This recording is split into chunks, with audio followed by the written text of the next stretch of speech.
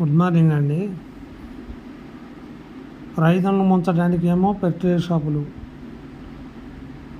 ఆడుకోవడానికి ఏమో గవర్నమెంటు, బంగారం మోసాల్లో లలిత జ్యువెలర్లో అక్రమాలు అని చెప్పి మహాన్యూస్లో ఇది ప్రతి చోట దోచుకోండి స్వామి. సమాజం మొత్తాన్ని దోచుకోవడానికి పుట్టారు. గవర్నమెంట్ ఏమో బోనస్ ఇస్తానని మోసం రైతులకి, పట్లే షాపులలో పురుగుల మందులు తేడాలు.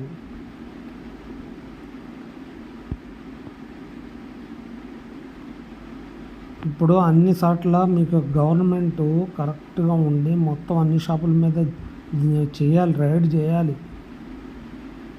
ఇప్పుడు నిల్వ ఉన్న ఆహార పదార్థాలు ఎక్కడన్నా ఉన్నాయి అనుకో, రెస్టారెంట్లను కానీ ఎట్లయినా తనిఖీ చేస్తున్నారో, ఇప్పుడు పట్లేరు షాప్స్ కానీ, బంగారం షాపులు కానీ, జ్యువెలరీ షాపులు కానీ అన్నిటినీ తనిఖీలు చేయండి.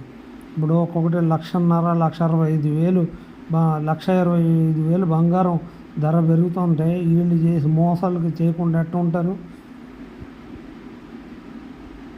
లలిత జ్యువెలరీ ఒక్క దాంట్లోనే కాదు, అన్నిట్లో కూడా ఎంక్వైరీ జరగాలి కరెక్ట్గా. ప్రతి జ్యువెలరీ షాప్లోనూ ఎంక్వైరీ చేయాలి. తెలంగాణ వ్యాప్తంగా, ఏపీ వ్యాప్తంగా ఎక్కడెక్కడ జ్యువెలరీ బంగారు షాపుల్లో ఉంటాయో అన్ని షాపుల్లో తనిఖీలు చేయండి. ఒక లలిత జ్యువెలరీ అని కాదు, గ్రాముల్లో తేడాను, ఈ తేడాను. ఈ ఎంత దరిద్రం అయిపోయిందంటే, ఇదివరకు గవర్నమెంట్ చేసేది తూకాల్లో తేడా, ఏది తరుగు తీసేయటం అనేది రైతులకి 3 కిలోల తరుగు, 4 కిలోల తరుగు అని వాళ్ళు. ఇక్కడేమో బంగారం షాపుల వాళ్ళు ఇట్లా గ్రాములు బంగారం తరుగు, పర్టికులర్ షాపులో ఏమో ఒకటి ఇవ్వకపోయి ఇంకొకటి మందులు ఇచ్చే రకాలు,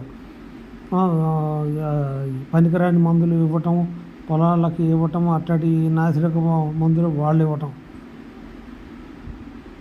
ఇప్పుడు ఎక్కడైనా అసలు దర్యాప్తు అనేది ఉండాలి కదా. ఒక రెస్టారెంట్ల మీద ఫుడ్ అది ఇది అని చెప్పి ఫుడ్ రెస్టారెంట్ల మీద ఒకటే కాదు, ఆల్ వ్యాపారాల మీద కూడా వీళ్ళు జిఎస్టీ ఎట్లా వసూలు చేస్తున్నారు, వీళ్ళు ఎంత వేస్తున్నారు, కస్టమర్ దగ్గర ఎంత దొబ్బుతున్నారు. ఐటీలు కూడా దాడి చేయాలి.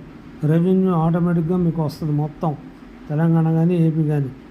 ఆల్ డిపార్ట్మెంట్స్ మీద రైడ్ చేయండి.